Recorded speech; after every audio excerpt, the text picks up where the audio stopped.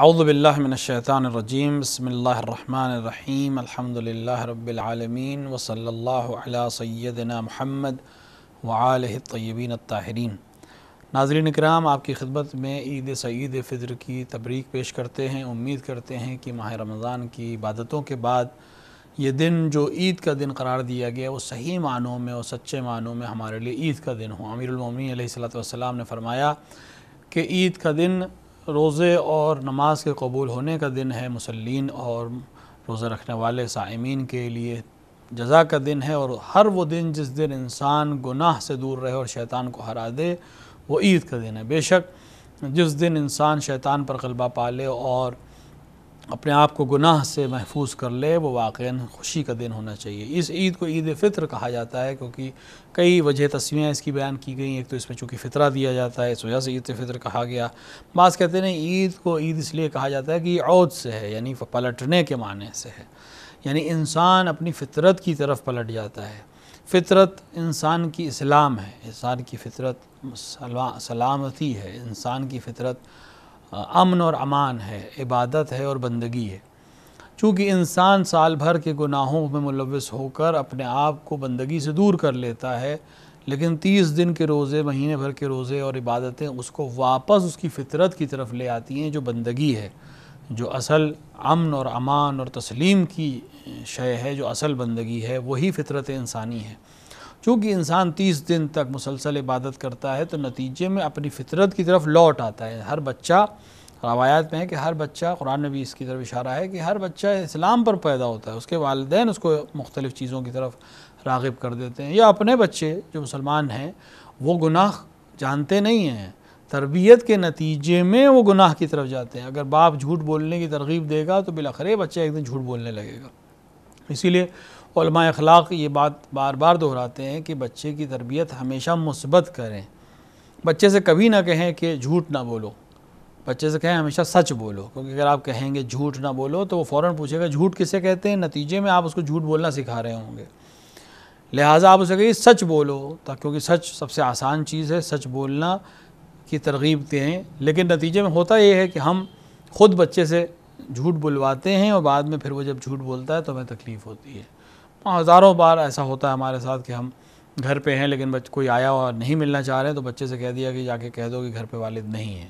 یہ پہلی چیز ہے جو ہم بچے کو سکھا رہے ہیں جھوٹ کے سلسلے میں۔ اس کے بعد وہ خود باقی چیزیں شیطانی وسوسے کے ذریعے سیکھ جائے گا۔ لہٰذا فطرتاً اس کا عمل جو ہے وہ اس کے خلاف ہوتا ہے۔ اکثر ہوتا ہے کہ بچہ آ کے کہہ دیتا ہے باہر مہمان سے کہ والد کہہ رہے ہیں کہ وہ گھر پہ نہیں ہے، کیونکہ وہ نہیں جانتا ہے کہ کس طرح بیان کرنا ہے۔ وہ فطری طور سے سچ بولنا جانتا ہے، وہ سچ بولنا ہی جانتا ہے، اس کو آتا ہی نہیں ہے اس کے علاوہ کچھ بیان کرنا، حق گوئی کے علاوہ سے کچھ آتا نہیں۔ ہم دھیرے دھیرے اس کو خراب کرتے ہیں۔ تو فطرت انسانی سچ ہے، فطرت انسانی حق بیانی ہے، فطرت انسانی اللہ کی عبادت کرنا ہے، معصیت سے دور رہنا ہے۔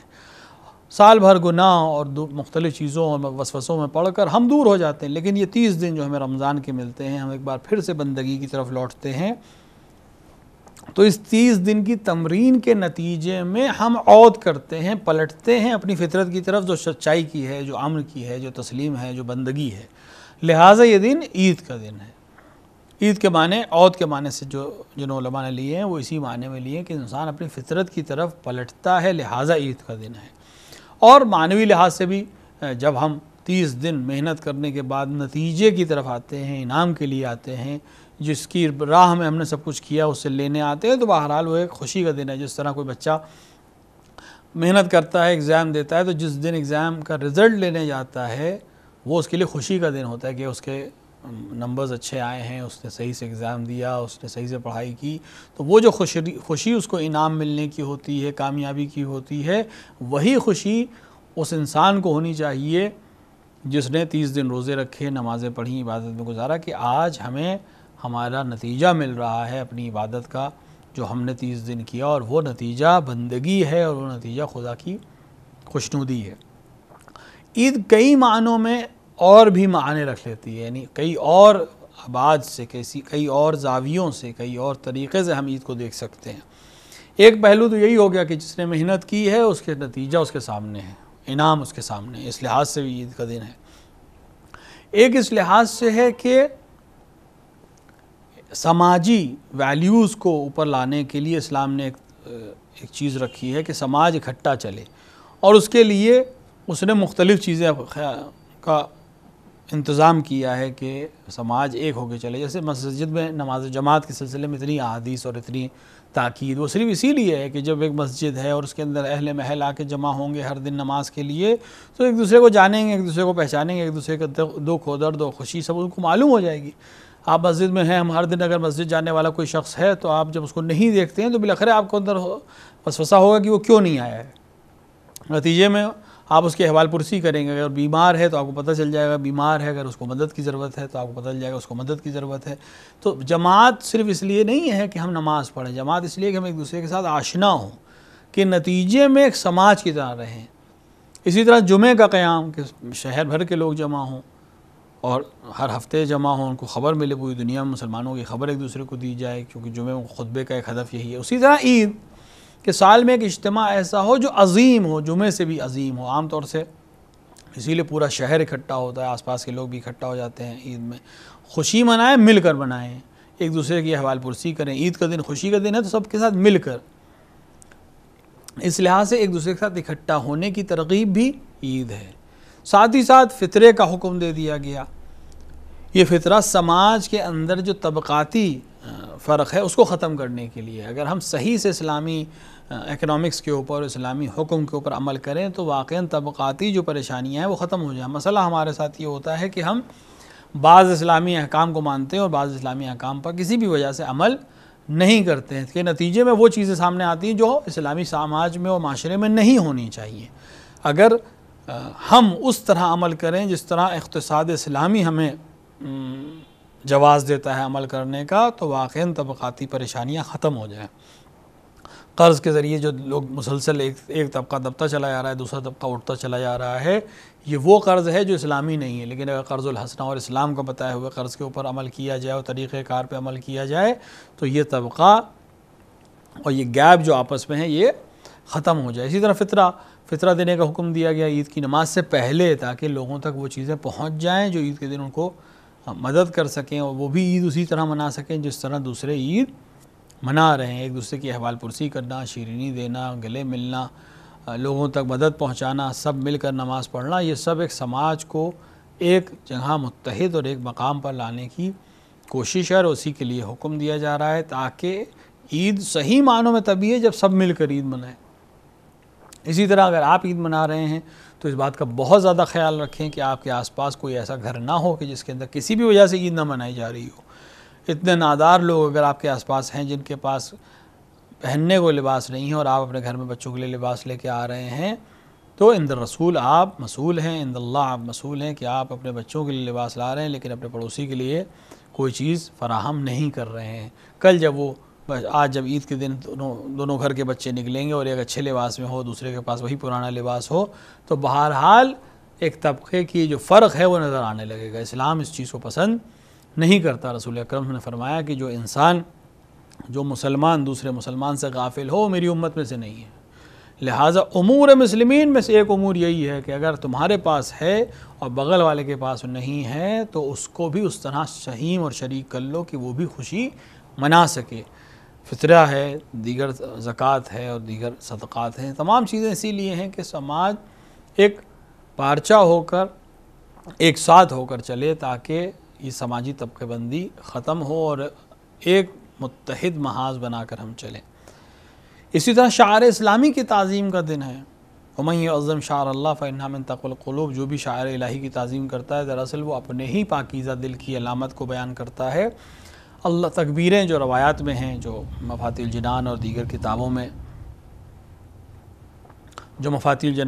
کتابوں میں بیان کی گئی کہ عید کے دن تکبیر کہنا، شب عید سے لے کے روز عید، نماز عید تک تکبیریں کہنا اللہ کی عظمت کا اعتراف، اللہ کی بزرگی کا اعلان اور سماج تک وہ بات پہنچانا، جیسے کہ امام رضا علیہ السلام کے لیے ملتا ہے، جو آپ کی مشہور نماز عید ہے کہ جب آپ کو ولی عہدی کے لیے مجبور کر کے مامون نے مرو بلا لیا تھا، جو اب ایران کا ایک شہر ہے مشہد کے پاس، تو امام سے آ کر اس نے کہا کہ عید کے دن ہم چاہتے ہیں کہ آپ نماز پڑھائیں۔ امام نے کہا میں نے ولی عہدی اس شرط پہ قبول کی تھی کہ میں کسی طرح کے امور سلطنتی میں دخل نہیں دوں گا۔ اس نے کہا نہیں یہ نماز ہے، عبادت کا مسئلہ ہے، آپ اس میں بے شک آپ رسول اکرم صلی اللہ علیہ وسلم کے بیٹے ہیں، آپ اس بات کو انجام دیجیے، اس سے بہتر کچھ نہیں ہوگا۔ امام نے کہا ٹھیک ہے اگر تم چاہتے ہو تو پھر میں اس طرح سے نماز عید قائم کروں گا جیسے رسول اکرم اور امیر المومنین پڑھتے تھے۔ اس نے ہاں بالکل آپ کو حق ہے، آپ جیسے چاہیں، آپ ان کے وارث ہیں، جیسے چاہیں عمل کریں۔ عید کے دن تمام لوگوں کو خبر ہو گئی کہ امام رضا علیہ السلام نماز عید کے لیے آئیں گے، مصلی میں آپ آئیں گے، لہٰذا لوگ آپ کے دروازے پہ آ گئے۔ راوی بیان کرتا ہے کہ امام علیہ السلام نے غسل کیا، سفید امامہ باندھا، اس طرح سے کہ آپ کا ایک سرا جو تھا وہ گلے پہ لٹکا ہوا تھا، دوسرا آپ کے کندھے کے اوپر، پشت کے اوپر تھا، یعنی تحت الحنک جسے ہم کہتے ہیں۔ اس طرح سے امامے کو پہن کے چلے، برہنہ پا، ہاتھ میں عصا لیا، پیروں سے نالینیں آپ نے اتار دیں اور گھر سے نکل کے آپ نے تکبیر کہنا شروع کی، 4 تکبیریں کہیں، فضا بالکل متغیر ہو گئی۔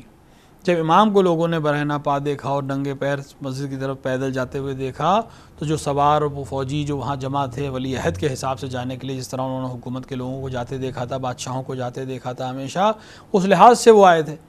لیکن جب امام علیہ السلام اس طرح چلتے ہوئے دیکھا تو سب اپنے گھوڑوں سے اور اپنی سواریوں سے اتر پڑے اور اسی طرح چلنے لگے جیسے امام چل رہے تھے۔ پھر امام ہر قدم پہ رک کر 3 بار بلند تکبیر کہتے تھے۔ اس طرح سے تکبیر پورے مرو میں گونج رہی تھی کہ راوی بیان کرتا ہے کہ ہمیں لگتا تھا کہ زمین اور آسمان کے درمیان جو کچھ ہے سب تکبیر کہہ رہا ہے امام کے ساتھ۔ اور ایک ایسی حالت وہاں پہ ہو گئی تھی کہ مامون تک یہ خبر پہنچائی اس کے وزیر نے کہ اگر امام اسی حالت میں مصلی تک پہنچے تو تمہاری حکومت کا خاتمہ سمجھ لو، ایک اشارے پہ تمہاری حکومت ختم ہو جائے گی۔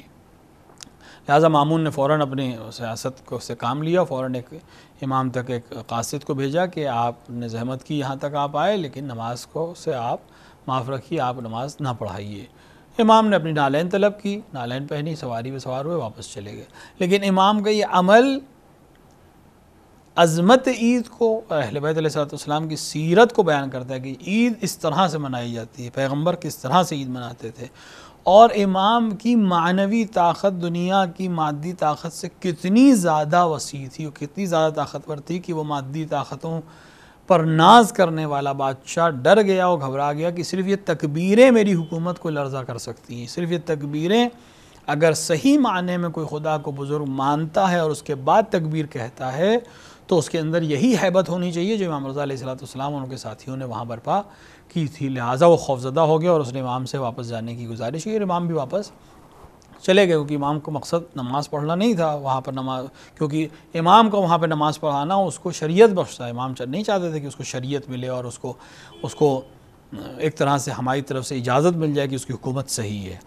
لیکن چونکہ حکومت نے مجبور کیا تھا لہٰذا امام نکلے، لیکن اپنے عمل کے ذریعے سے اس نے حکومت کو، امام علیہ السلام نے سمجھا دیا کہ ہم اہل بیت علیہ السلام جب معنوی عبادت کے لیے نکلتے ہیں تو ہمارا روش بالکل الگ ہوتی ہے۔ تو امام علیہ السلام کا یہ عمل ہمیں بتا رہا ہے کہ عظمت عید کیا ہے اور کس طرح سے ہمیں عید منانی چاہیے۔ یہ جو تکبیریں ہیں، یہ جو روایات میں ہیں، ان کو جب ہم بیان ادا کرتے ہیں تو شعائر الہی کی تعظیم کرتے ہیں، اللہ کی بزرگی کا اعلان کرتے ہیں، اور ایک خاص بات اسلامی عید میں یا مختلف ان تاریخوں میں کہ جو اسلام میں اہمیت رکھتی ہیں خوشی کے عنوان سے، خصوصاً ایک خاص بات یہ ہے کہ عام دیگر مذاہب میں عید کا تصور یہ ہوتا ہے کہ بھئی چھٹی ہے، بس جشن منانا ہے۔ لیکن اس کے برعکس اگر آپ اسلامی عید کو دیکھیں یا اسلامی خاص تاریخوں کو خوشی کی دیکھیں تو آپ دیکھیں کہ عبادت اس میں بڑھ جاتی ہے۔ یعنی مثال کے طور پر اگر ہم ہر دن 17 رکعت نماز پڑھتے ہیں تو عید کے دن 17 رکعت کے ساتھ ساتھ 2 رکعت نماز عید بڑھ جائے گی، یا اعمال عید بڑھ جائیں گے، امام حسین علیہ السلام کی زیارت بڑھ جائے گی، دیگر اعمال بڑھ جائیں گے۔ یہ اعمال کا بڑھ جانا بتا رہا ہے کہ اسلام بندگی کو سب سے اول لاتا ہے۔ عید کا یہ مطلب نہیں کہ آج اللہ سے کوئی مطلب نہیں ہے، اور اس بات کا خیال ہمیں اور آپ کو بھی رکھنا ہے، کہیں ایسا نہ ہو کہ 30 دن کی ہم نے محنت کے نتیجے میں جو چیز اور مقام حاصل کیا ہے وہ ایک گناہ کے ذریعے ہم ختم کر دیں۔ دیکھیں اگر کوئی انسان باغ لگاتا ہے، اگر آپ میں سے کسی نے کو گارڈننگ کا شوق ہو یا باغ لگائے ہوں، آپ کے پاس زمینیں اور آپ نے باغ لگائے ہوں، تو اس چیز کو آپ بہت اچھی طرح محسوس کریں گے۔ نہیں بھی ہو تو آپ محسوس کر سکتے ہیں کہ ایک باغ لگنے میں برسہ برس لگ جاتے ہیں۔ اگر آم کا باغ آپ لگانا چاہتے ہیں تو 8 سال آپ کو محنت کرنی پڑے گی، تب جا کر آم پھل دیں گے، صبح شام ان کی مراقبت کرنی پڑے گی، جانور اسے نہ کھا لیں، ان کو صحیح موقع پر کھاد ملے، ان کو صحیح موقع پہ پانی ملے، صحیح سے دھوپ ملے، صحیح سے ہوا ملے، ہر چیز صحیح اس مقدار میں ملے. آپ محنت کریں گے، نتیجے میں 8-10 سال کے بعد یہ شجر جو ہے ثمر دے گا. 10 سال کی محنت کے بعد ایک باغ تیار ہوگا. دوسرے پیڑ اور زیادہ، کچھ پیڑ اور زیادہ وقت لیتے ہیں، کچھ پیڑ کم وقت لیتے ہیں. 12 سال کی محنت کے بعد ایک باغ آپ تیار کریں گے جو آپ کو وہ ثمر، وہ پھل دے گا جس کے لیے آپ نے وہ باغ لگایا ہے. لیکن اگر آپ ایک ماچس کی تیلی اس باغ میں لے آ کے لگا دیں تو پھر آگ لگنے کے بعد آپ کو گھنٹوں وہ جو چیزیں برسہ برس میں تیار ہوئی کچھ گھنٹے میں ختم ہو جائیں گی، کچھ آن میں ختم ہو جائیں گی. اب آپ اس آگ سے یہ نہیں کہیں گے کہ میں نے اس کو 10 سال میں تیار کیا تو اس کو ختم کر دیں. جب آگ لگائی آپ نے ہے تو اس کی ختم ہونے کی ذمہ داری بھی آپ کی ہے. ایسا نہ ہو کہ 30 دن محنت اور عبادت کے نتیجے میں جو باغ ہم نے بہشت میں لگایا کہ نتیجے میں ہم جنت میں ایک باغ کے مالک بن رہے ہیں، ایک گناہ کی چنگاری آ کر اس کو ختم نہ کر دے. کہ انشاءاللہ اہل بیت علیہ السلام کے ماننے والے اور چاہنے والے ان چیزوں سے بری ہیں، دور ہیں. کوئی ایسا گناہ عید کے دن، جیسے کہ فرمایا امیر المومنین کہ جو دن گناہ سے دور ہو وہ عید کا دن ہے.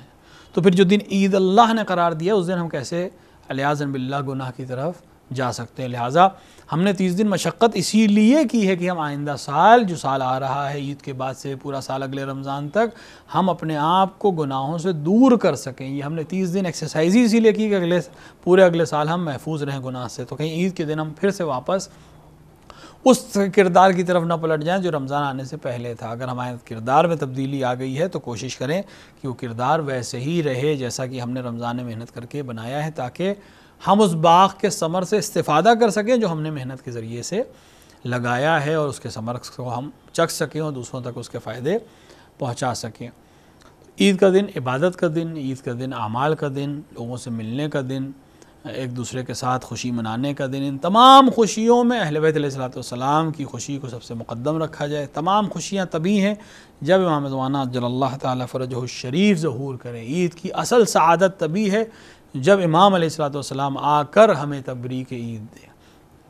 ہم آج تبریک عید ان کو دیتے ہیں لیکن وہ غیبت میں ہیں. بے شک وہ ہماری بات سن رہے ہیں، بے شک ان کا کرم ہے کہ ہم زندہ ہیں اور اس طرح عید منا رہے ہیں، لیکن اس دن کا کیا کہنا کہ جس دن خود امام عید کے دن ہمارے درمیان حضوراً اور موجود ہوں اور ہمیں عید کی تبریک دے رہے ہوں. کہ خدا سے عید کے دن یہ دعا کریں کہ خدا ہمارے امام کے ظہور میں تعجیل فرمائے اور ہمیں ان کے نورانی چہرے کے دیدار سے مشرف فرمائے. عید کے دن دعاؤں میں امام کے ظہور کے لیے دعا کریں، مسلمانوں کی فلاح و بہبود کے لیے دعا کریں. آپ کے ساتھ ہم بھی یہاں دعا کر رہے ہیں، آپ بھی اپنے اپنے گھروں میں دعا کریں کہ خدا بحق اہل بیت علیہ السلام دنیا میں جہاں جہاں بھی شیعہ حیدر کرار ہیں ان کی جان و مال و عزت و آبرو کی حفاظت فرمائے.